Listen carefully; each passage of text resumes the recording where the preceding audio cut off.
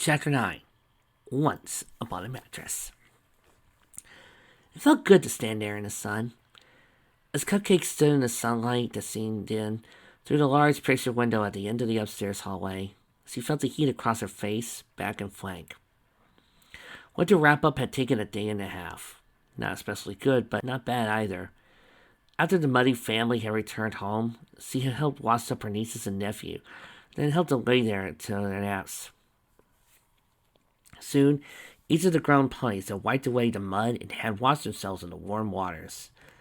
She had been last, and had just come out of the bathroom to the sound of soft breezes that she realized she was the only pony awake in the house. It felt good to stand there in the sun. As the rays fell over Cupcake, she could feel the last of the moisture of her bath lifting from her. And once she took a brush and began to comb out her tail, mane, letting the rose-colored wasps seek out their familiar place. She had tried to find a place in the wrap-up away from her family, desperately tried to find a way to be with Carrot without looking like she was trying to get away from them. It had not worked, and as such, she had missed being with him that morning. She missed being with him more and more. Her brush slowly came to a standstill, and as it did, Cupcake felt her head lower until she stared at the floor. She just had to get to a point where her father could see that Carrot did not want anything from her, that he wanted to give her everything, wanted to shower her with his love and affection. As she stroked the brush to her mane once more, her plan, her long, consuming plan, ran through her mind. She had helped Carrot get the bakery to the point where it was prospering on its own, where no one could think he needed money. Once that was accomplished, she could begin dropping her small hints, let her father know that she had feelings for her partner. He assumed that her partner was a mare, and she not connected him. Just broaching the fact that it wasn't a stallion might cause him to have an aneurysm. Her father could see that she had been working together for over a year, and as that sank in, then she could begin describing how wonderful he was, how he had been for over a year. Before her father would have that stroke, she would point out that Carrot did not know who he was, did not have any idea about his business, did not want anything from them. In many ways, she wanted to thank her father for the violence he had committed on her behalf, as disgusting it was to think of it in that way. She began to wonder what her life would look like if any of those other stallions, whose parents had made dates, had slid into her life and won her heart. No, none of them had made her feel the way Carrot does. None of them had ever looked at her like he did. Her father would not know the difference, of course. She knew her father, knew that despite his brutal, horrific worldview, all he really wanted was for her to be safe and happy. It was the same thing she knew that Carrot wanted. All it would take was to bridge that gap, and all it would take is time to implement her plan. Maybe another year. She pondered her plan again, wondering if it would sound as stupid as she said it out loud. She knew it was ridiculous. She knew there were so many loopholes and chances for disaster. Yet, it was working, she hoped, and every day that passed meant it drew one day closer to being true. As they spent quiet moments in the bakery, wiping their faces together, giving small kisses as they worked, she could hardly disagree with his choice. She lifted her face up to the sun once more, felt the wonderful heat of the first day's spring fall around her as it cascaded into the glass. In the window, she watched some ponies go up and down the street, saw that they too were rejoicing in the sun. Half of the ponies in this town knew of her plan, at least those in her circle. For the day she stood in Ivory's hallway, beaming with radiant light and what she had found, the plans that the two mares had made passed from pony to pony. They implored all of whom he stood a chance of giving away to stand firm, to let them be drawn together. There were only two ponies in this entire city that had been strictly forbidden from learning the rules from guessing at the game of this. They were the two stallions she loved most in the world, Quarry, her father, and Carrot Cake, her lover. Lover. She giggled to herself at that word. As a soft smile went over her face, she continued to press her mane. The word lover had been used to describe relationships far more functional and utilitarian than what she and Carrot shared. In many ways, she wished she could fight to claim the world for her own use, to apply it to the wonderful sensations she found as she laid against his chest. It was the only word that even came close to how being near him felt, how brushing beside him sent waves of happiness through her. She felt herself starting to sway back and forth, matching to remember the cadences of their dances. The sway mimicked the way they sat together, his forelegs wrapped around her, rocking her as the smells of the bakery coasted over them.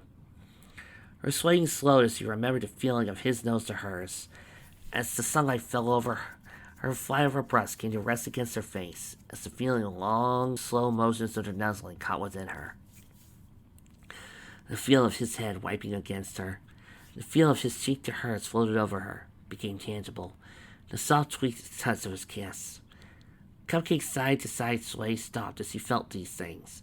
Let herself remember these things as though they were already cherished memories, instead of things that happened the day before. Things that could happen this afternoon, she so chose. Instead, her body began to move again. This time her motions taking a new direction as the sunlight cascaded over her, as she pressed the flat of the breast to her face. Forward, backward. At first in the slightest, but soon the motion grew. As it did, her eyes closed. She took short breaths as the vision of Carrot's green eyes stared down over her tenderly.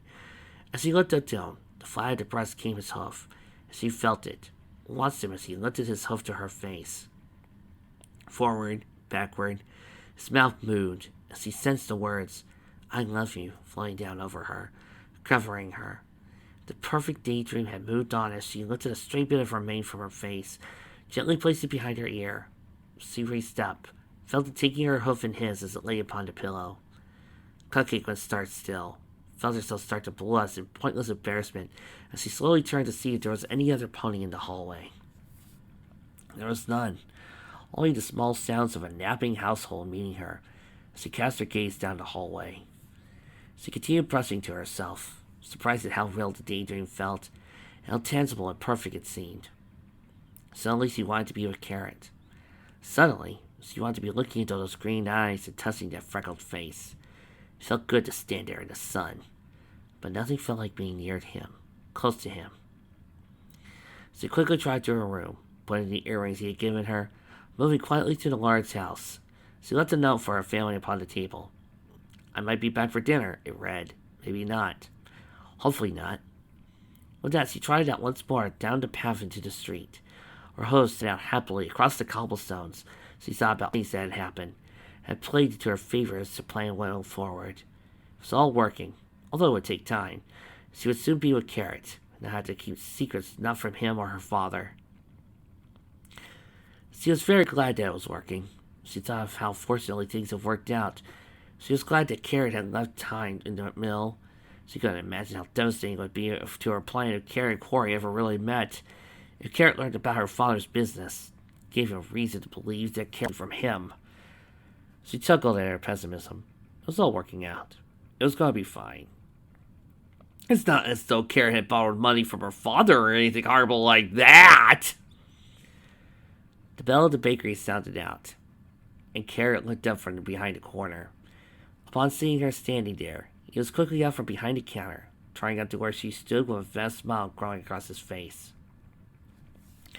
Within a space of moments, their noses were together, sharing once more the warmth, the peaceful feeling that came when they shared his touch. It continued as the sounds of the first day of spring fell over the bakery. It continued even as the smell of all the baked goods wafted out from the kitchen, from the pies and treats that sat in their cases. After a good long moment, they lifted their heads. "Hi," she breathed. "Hi," he answered, tilting his head slightly to the right to find her gaze as the light poured in through the bakery windows. It felt good standing in there in the sun with her nearby. "Some new news in the mail today," he said as he towards the kitchen. He lifted himself for her to follow, eager to show her how well he was best. Now he was moving the pieces into directions he hoped to see her at the game ending. He looked up to see her standing still with him, with the same expression that sat upon her face and her touch had parted, as he lifted her nose from hers. A soft expression lay there, a beautiful one. "It's here, in the kitchen," he said. Do you want me to bring it out to you?" "Oh, no," she said, batting her eyes at him. "Let's go and have a look-see." She came trotting into the kitchen, brushing past him slowly, casting him a nuzzle beneath the chin as he looked the kitchen over. Upon the table lay some open envelopes. It was not much of a surprise, as he saw the seal of the Royal Ministry of Finance, as he could only guess was what one of them contained. She placed her hoof upon them, peered over them. As she did, something of a small game flitted through her mind. With a side glance, he peered at him as he stood proudly with his eyes closed, chest puffed down in pride at his accomplishments. "There's 3 bits of news there. The first is that," he began. "Oh!" she cried, placing her to her face and fainting a look of discomfort. "It should be too dark to see in here, don't you know?" Is it?" asked Carrot as he deflated from his prideful stance and spun him to look across what seemed to be a perfectly well-lit kitchen. "Let's look them out over in the showcase room," she said, tilting her head and hiding her expression. As the slight light fell across her, he saw Cupcake take the 3 envelopes from the table, lifting them with her mouth. She looked down, batted her eyes again. As he tried lightly past them once more, she seemed to bounce along. As he brushed past him again, she loitered along his body, nuzzling beneath his chin and lifting her tail so it tickled him as he slipped beside him. Awareness began to grow in Carrot as his mouth moved up and down for a second. He followed her out into the main room of the bakery. She stood there in the middle of the room, where shafts of spring light flowed through the large windows. As he looked upon her, she still had the envelopes in her mouth, the same soft expression lying across her, the colors of her coat and mane casting in the light that poured over her. She tossed her mane as though asking him to come and claim the letters, chase her need be. Inside Carrot, 100,000 voices began singing. Doves flew around, and angelic beings wafted across, tossing rose petals. "Well, folks, you know what this means. Hit it. Whips and chains and kinky leather. Carrot's gonna get laid tonight." He slowly crossed over to where she stood, and once he lifted her hose high and tried to cast her. "Oh no, the light's no good here either," she said, smiling as he placed them on the counter. "Really?" he asked as he looked upon her. "There's not enough." As he approached, she gathered up the letters and scampered away to the other side of the room, looking over her shoulder out with the letters still in her mouth. She laid them among the pies that stood in their cupboard. "Oh dear," she intoned. "I'll lay any light here either." She blinked towards her to be a liar. An adorable, beautiful, radiant liar. As he approached, she once more affected her disguise, gathered up the letters with a revealing giggle, and scurried away as he drew near. "Oh, nope," she called, brushing past him, casting her cheek to his as she missed the letters. Grabbed him up a second pass and sent the sensation of her coat along the length of his body. "That's not a good spot either." Dearie me," she said, affecting the airs with one wrapped in deep disappointment. "It's a no good place to read a letter in your whole bakery, Carrot." He smiled as he followed along her, though any number of places that could have been far more than adequate for the purpose of reading. At times, the tiny webs of flour and dust hovered through the bakery, fell through the streaming streams of light, any of which would supply the room enough light to read, if that were her intent. Yet he sensed, as her giggling sojourn continued, that was not her intent. It seemed to be far from it. Far from it indeed. He emerged from following her through another cascade of amber light, and stood there blinking for a second, as he let the dizziness of her roundabout chase fall away from him. As he looked up, he panned across the whole floor of the bakery, and wondered where she had fled to. Was she away in his welcome pursuit? He took some small breaths and realized he could not see her. A giggle rose to meet him. His host made individual sounds as he turned slowly. Carrot took a little breath and dared to lift his head toward the stairs. So he stood there upon the first few steps, the perfect resonant coat shining, the rosy toes of her mane and tail catching once more in the afternoon light. Maybe there's some good reading light up here?" she asked. The same soft expression across her face had been lingering there since he had arrived. Her eyes drifted over him. There was another giggle as he slowly lowered her head. While taking her eyes off Carrot, she gathered up the letters, batted her eyes out once more, then deliberately climbed the stairs, accentuating each motion of her body as she did. Inside Carrot, the chorus sang louder, the doves flew around in a turbulent haze, and the angelic beings thumped clouds of rose petals over him. There was a beautiful mare on the stairs, one whom he loved more than any other in the world, and she was asking for him to follow. He went forward, placed his foot on the first step. As he did, he heard her gain the landing above and turned slightly at the top of the stairs. The letters stood still in her mouth. As he focused on her, she seemed to sign back down at him, as though she was facing into a newborn sun, a perfect expression draped across his once more, and he placed his other hoof upon the stairs. She gave a small laugh, the sound muffled in the slightest by the layers. What seemed like a tiny, jubilant bounce, the giggling form of Cupcake seemed to lift into the air. She gave a small ecstatic leap, and then trotted down the hallway out of his view. There was a clattering of her hose overhead, and soon the familiar door opening echoed down the stairwell. Inside, Carrot, the chorus began gesturing at it wildly, as he held a high crescendo, the doves seeming to be flinging themselves at him bodily, the angelic beings beating down with their paddle baskets. There was a beautiful mare in his bedroom, one whom he loved more than any other in the world, as he was waiting for him to join her. Carrot felt his host dancing around beneath him. From his mouth came the words, "Oh my gosh," and other statements, over which he only had the most basic control. He thought to make his anxious host follow his commands. He turned to the door of the bakery and quickly scanned the street. To his eternal gratitude, he saw no pony angling towards the bakery. With that, he quickly took down the open sign and replaced it with one with read, "Back in an hour," and once he was carrying towards the stairs. He stopped, felt himself back, spin around twice, then go back towards the door. As soon as "back in an hour" had been replaced with closed, he found himself having to struggle to keep from galloping across the wooden floor and up the stairs. Carrot took some breaths, ran his hoof through his mane, and with that, walked through the door of his own bedroom. She lay there on her back, head hanging over near the edge of the bed, humming something low and sweet whilst he pondered the envelope and held it over her head. Her rear legs crossed at the ankles, slowly waving him through the air as he rolled her hips in rhythm with a delicate tune. As he entered, he let the sight wash over him, let every little curve of her body sit across his mind as he sat in such a beautiful repose. You know, it's descriptions like this that make me glad I'm not monetized. Otherwise, YouTube would have my ass. Oh, yes, she smiled, turning those rosy eyes upon him once more. Light is much better in here. I like it much better in here. Don't you know? The room was darker than leaving it that morning. As he looked around, he realized he had drawn one of the curtains, the one to wake him each morning by dropping light in his eyes.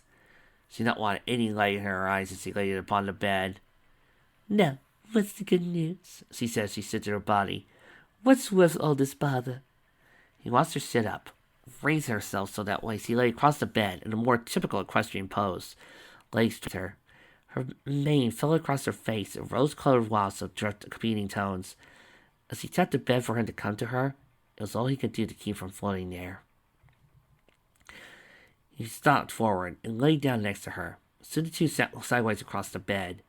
As he did, the chorus, the doves, and angels that floated around in his mind, all bloodshot brightly, began to slowly trot and fly away while citing prior responsibilities. "Well," he said, reaching to collect the first envelope, "the first good news is I got the refund check." She lifted the envelope to her mouth once more, leaned to him, and he leaned forward and looked into her wistful glance as he pulled the envelope with his teeth. He watched as he spun over onto her back. Held the check over her, smelled up to it. Her rear legs fell over him and across him. Amazing sense of her closeness filled him. "They found some things we forgot," he said, "and they added it back so it's larger than we thought it would be." "Oh, get it," she said in a little voice that turned to face him, letting the check fall past her to the floor. "That's good news. What are you going to do with the bits?" He tilted his head back and forth and looked down to her. "Well, there's any number of things I need here at the bakery," he said with a sigh, tempting it as a chuckle. "But, well, is there anything you like to do with it? I mean, we, could always have a really nice dinner or go someplace." A simple voyeuristic dove cooed loudly inside Carrot as he saw her scrunch up to bring her full legs closer to herself, and a luminous smile flashed through her. "Oh, Carrot," she whispered as he reached up and lifted his face to her hoof. She was so happy. This he saw painted over her, and soon her contentment leapt up to him as she guided him to her lips. The kiss hovered between them, and in a moment he had reached down once more, laying another upon her as he ran her hoof through his mane. Silence hung over the bed for a second as the faint light fell through the windows. "What was the second bit of good news?" she asked, letting a few more strands of hair fall past her hoof. Oh," said Carrot, expressing across his face like someone caught in enchantment. Local newspaper did a story on small businesses. It seems that the Chamber of Commerce ran with it. Look who got an award for best new business. Again, she watched as he reached gently between them. Lifting the envelope, he again waited.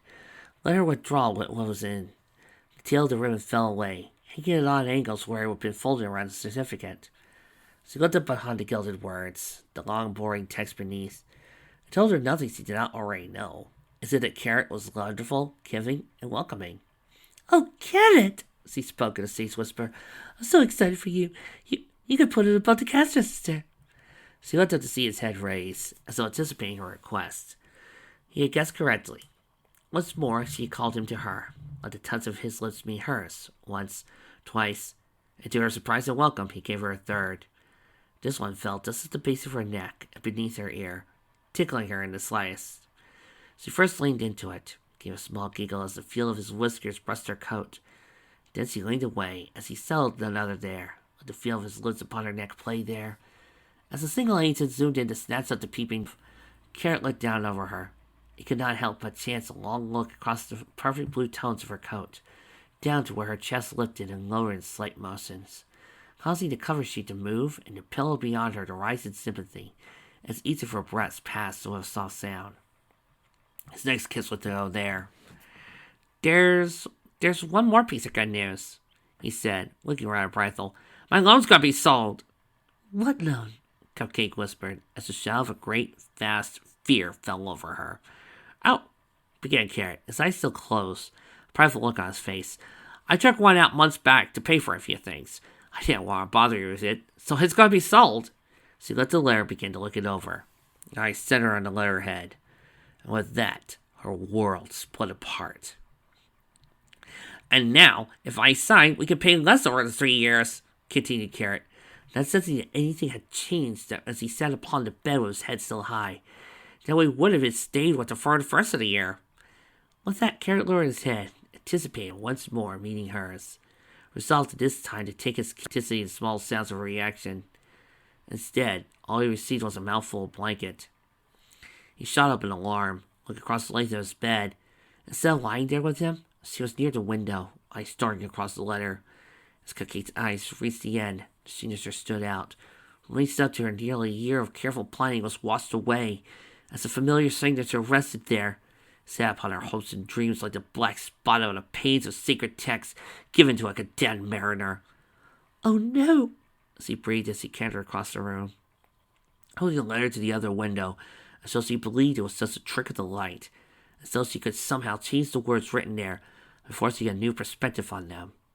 It remained the same, the signature, the one that slowly tore away her plan and ripped at her careful choices even as she stood there. "Cupcake?" breathed Carrot while he shifted his body and tried to reach for her, realizing something horrible was happening to her. Watching as her calmness and certainty dripped down Cupcake, he watched her marvelous decisiveness falling from her in a puddle together on the floor of his bedroom. "Oh no," she began again. And once she dropped the letter, let it fall from her heart as though it burned her. "Oh no, oh no, no, no, no, no, no!" she cried aloud, her head shifting from side to side, eyes darting around as though some horror had reached for her. Carrot clambered from bed, half tripping as he fell out of it. Cupcake, what's wrong?" he asked, his hoof reaching out to her. "Oh, Carrot, what did you do? What did you do?" she said as she fixed him in a gaze that was half one of accusation, one that was half disbelief. "Carrot," she said as she pointed to the signature, "do you know who that is? Please, Carrot, tell me, who is he?" Carrot looked down and saw Corey's name upon the signature. 1,000 worries went through him. Why was that name scaring her so? Well, apart from the obvious fact that the one who wore it was a massive stallion and a borderline psychopath. "Corey? He's my loan officer. The realtor set me up with him months ago. Back in, the fall. You have to know him. He was there in the mill that one time. That time he threw those..." "Is that all?" she demanded him, literally jumping at him, pressing her red face into his. "Please, kid, tell me the truth. Is that all you know about him? Is that really all?" Can Carrot, as his eyes shifted and he looked for facts, his ears laying down under his gaze. "He's got a nice secretary. He's Lizard's friend. Doesn't bother to decorate his office very well. He kind of likes the snacks I bring him. Goldfinch in the reception room is staying bubbles? Cupcake searched his eyes, and his he did. She saw worry growing in them. Fear. Fear for her. Please, Cupcake, you're scaring me. What's going on? He whispered, again offering her his hoof. With a single huff of emotion, Cupcake wheeled around and stared down at the lair as it sat upon the floor. She yelled at herself for doubting him, for thinking that the stallion who lived to draw the pain out of her for nearly a year would lie to her. She cursed herself for believing, even for a second, that this gentle stallion wanted nothing more than to hold her close to could be so callous. No, he did not know. He did not know. But his innocence would not save him. Daddy would not believe it. Daddy would not believe a word of it. Daddy would tear Carrot apart, rage at him for using her to get to him, for wanting something from his family. Daddy would devastate Carrot, break him like all the other colts. Oh, please, not Carrot. Not Carrot. She took 2 shuddering breaths. Cupcake looked up from the paper and looked at where a set of sleepy, scarred green eyes still stared at her. Eyes still like an alarm. You don't know, Carrot, she said while tears gathered against her eyes. You honestly don't know.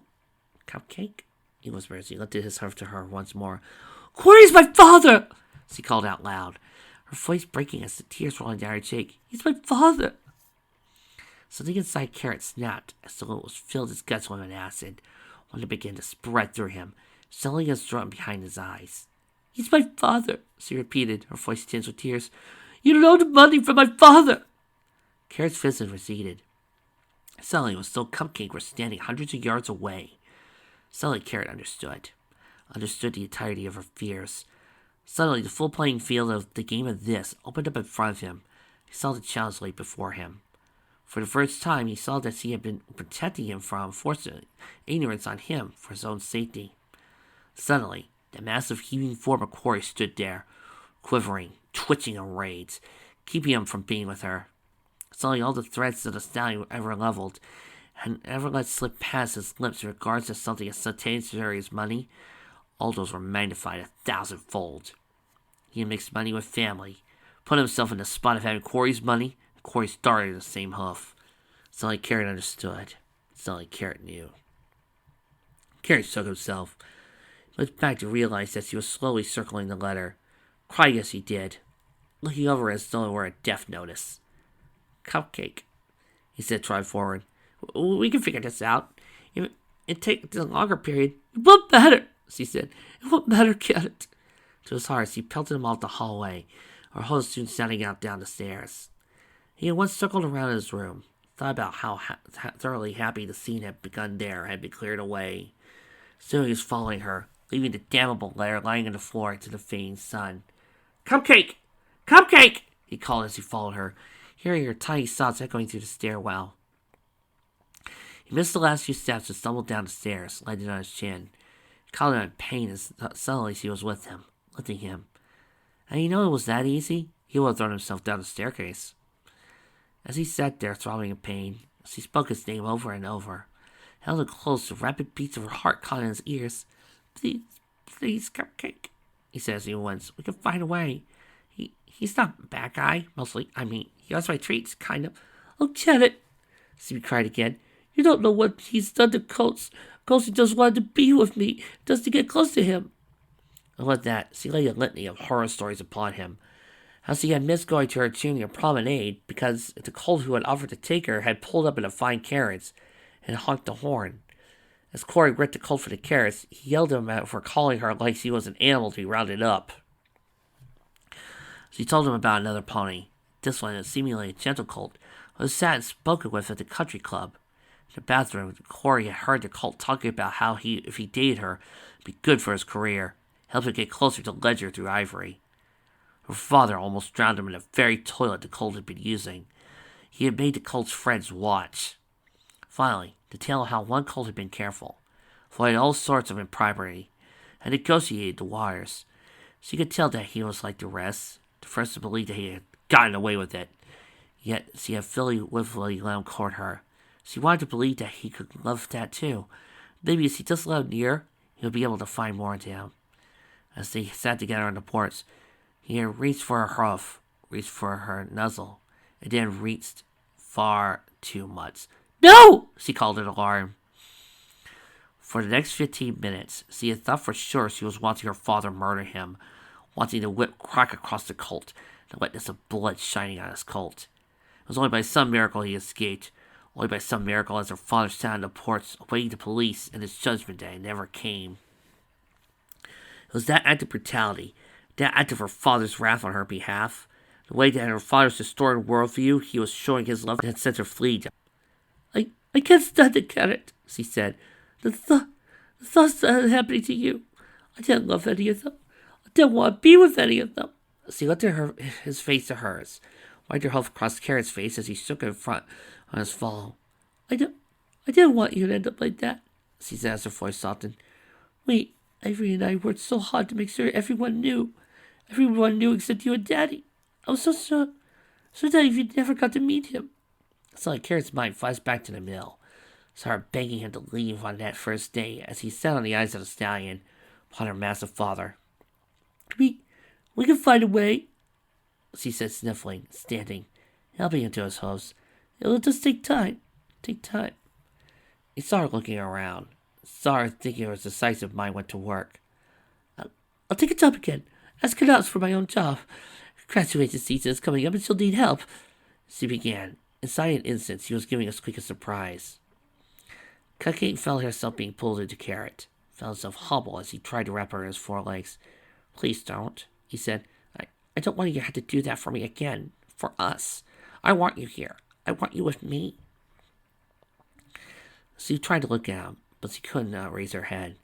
Or he'd been so patient, or he waited for her to open herself to him. This had been his reward. If I take a job, we can pay back the loan early no matter what we choose, she said. The little part of her. That becomes a matter of seeing how long we can wait before we tell Daddy things. Drop hints. It can still work out. It'll just take time. How long do you figure? Came a voice in a fleeting whisper. A year or so. Maybe. Pain wailed went through the bakery. The sound of Carrot hitting the floor echoed among the pies and tarts. Please, Carrot, she said, circling him as she read the letter upstairs. I know it hurts, but it's the only way I can see out of this. The only way in the long run. He looked up at her with sunken eyes. His expressive pain creaked. I love you, Cupcake. He said, I just want to be close to you, near you. She took a long breath and looked down to him. I know. She said, forcing herself to smile for his sake. I love you, Carrot. Don't stop trying to be with me, ever. Please. Never, he said as he rose to his hooves. The two stared at each other as their mimosas settled around them, caught in the low places of the bakery, and settled among the dust bunnies. With that, she lifted her nose, and in an instant his was to hers. As the small mimosas moved between them, something awful fell through Carrot. An insight that shocked him.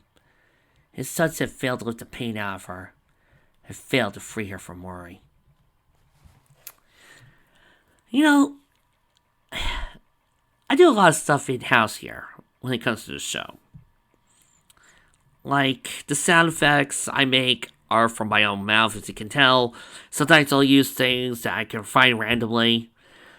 And other times when I really need another host or another opinion or just to give myself a break, I'll sometimes bring in my family.